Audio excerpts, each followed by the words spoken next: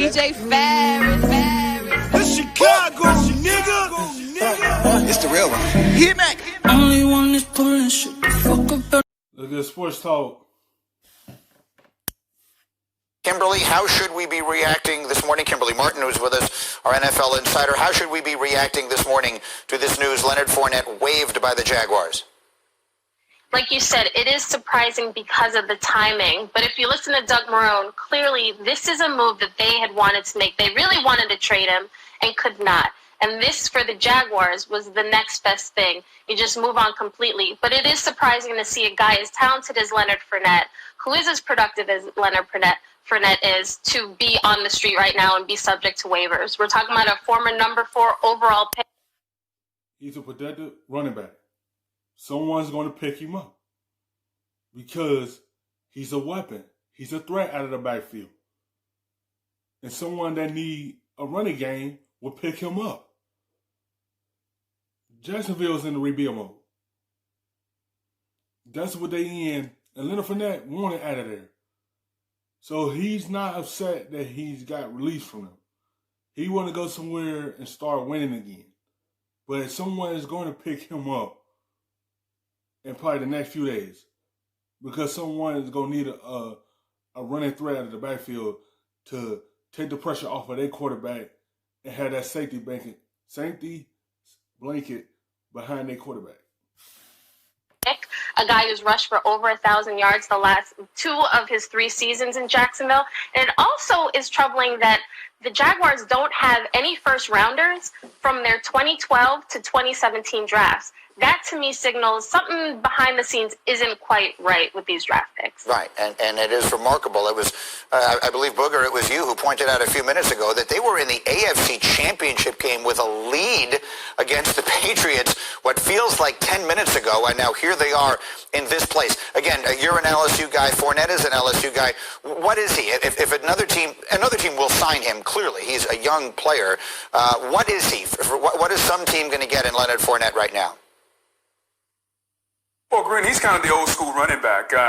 He's not this new pace and space guy like a Christian McCaffrey, a guy that can catch the football out of the backfield. You can line him up at wide receiver. That's not Leonard Fournette. He's a guy that wants to run in between the tackles. He needs to get 20, 25 carries to kind of get going, get that lather. But he can still run the football, I think, at an elite level. He's just got to get in the right offense. When you think about teams in this league, Greeny, that really want to run the football, that make running the football a point of emphasis, a team like Seattle, they want to run it, they want to pound it. Fournette would fit perfectly in a Seattle system because he doesn't have to catch the football. That's the system he needed to be in.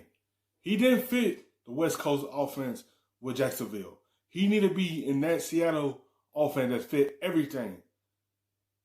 You see, he fit the system, but he still rushed for 1,000 yards 2 years out of his previous few years he been with Jacksonville. Now he go to a system that fit him. He could do that all over again. That'd be a perfect fit for him in Seattle.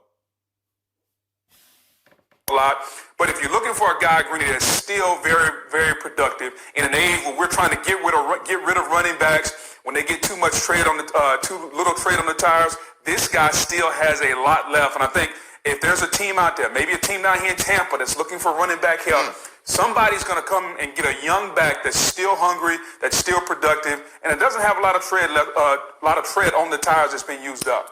Mike T, again, from a general manager standpoint, I'd love a quick thought from you on both sides of this, on the decision to release the player and then on what you would imagine some GMs, like maybe the one in Tampa, are thinking about today with this news.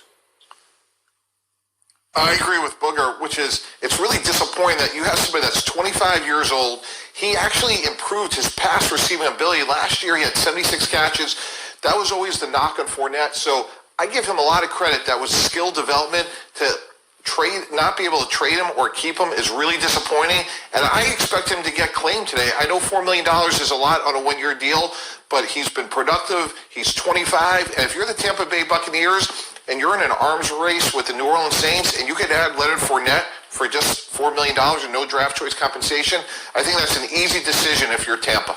You know, there has been, Tim Hasselbeck, this narrative out there. I can't assess whether it is accurate or not that the Jaguars are tanking for Trevor, and now we see in consecutive days, out goes Yannick Ngakoue, out goes Leonard Fournette. I wonder your thoughts on all of this big picture and what you would imagine the players who were left behind are thinking about this morning.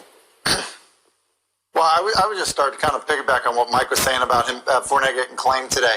I think it's mind-boggling that you couldn't trade a 25-year-old player that rushed for over 1,000 yards last year that had 1 year left on a deal. You get nothing in return for Leonard Fournette.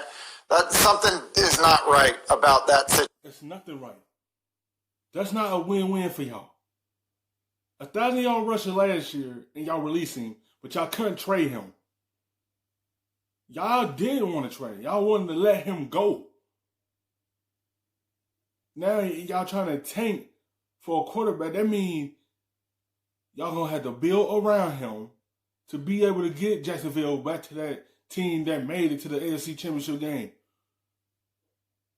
Y'all need these type of weapons to be around a young quarterback like him. And that's exactly what they're doing. They released 2 of their main pieces, Ngakoue and Fournette.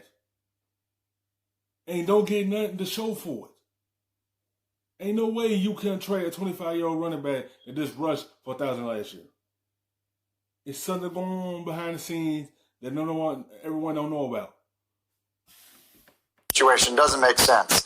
So I would just, kind of be interested to see what else we learn from Jacksonville the next day or so. In terms of what it means for the Jaguars, look, yeah, they clearly are trying to find a way to rebuild their football team. And you have to have questions about it. Kimberly mentioned the lack of, kind of continuity with players that they've drafted there, what that means to that team going forward.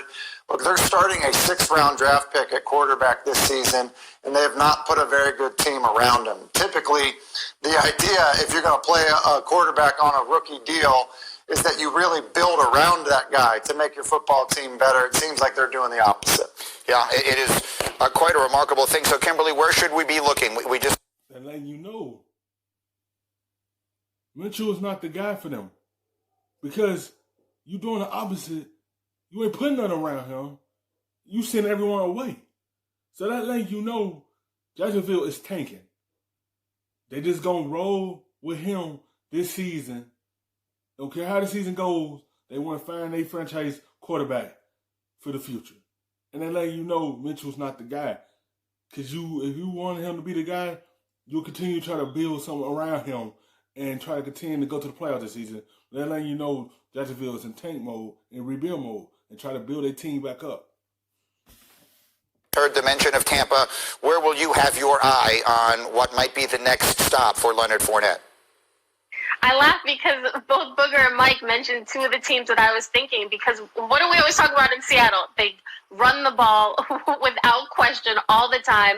And obviously in Tampa, that's a tough division. They're stockpiling talent left and right. You might as well add another guy. Thank you for watching ESPN.